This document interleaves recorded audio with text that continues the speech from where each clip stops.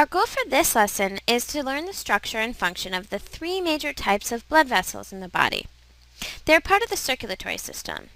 They are arteries, veins, and capillaries. So, forgot the other out. So let's start with arteries. Arteries are the largest blood vessel.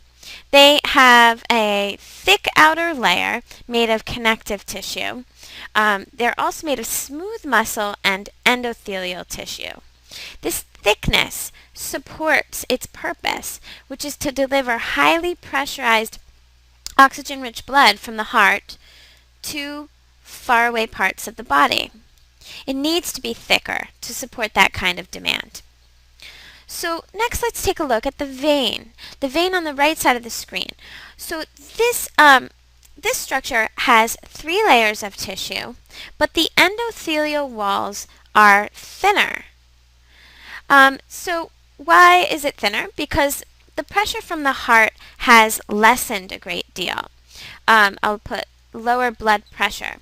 And by the time blood has reached the veins, it has lost this pressure and therefore actually has instead these valves inside to help catch blood as it may be fighting gravity, so it can help continue moving back to the heart.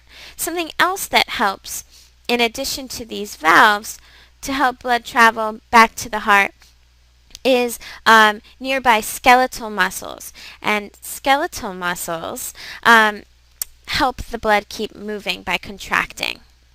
So, at last but not least, we have the smallest structures, the smallest blood vessel structures, called capillaries.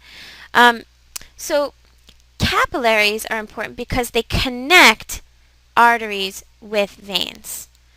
How do they do this? Well, these tiny vessels web together, and they meet where arteries and veins meet to exchange oxygen, nutrients, and wastes for all body cells, either to come in or out. And these vessels are so small that red blood cells actually can move single file through them, and their walls are only just 1 cell thick. This makes it much easier to exchange materials in, let's say, your eyes, your kidneys, your bones, and skin, for example.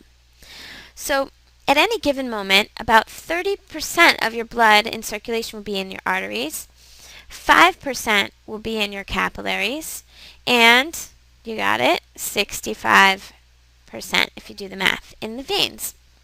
Now, hopefully you can teach somebody else about your blood vessels.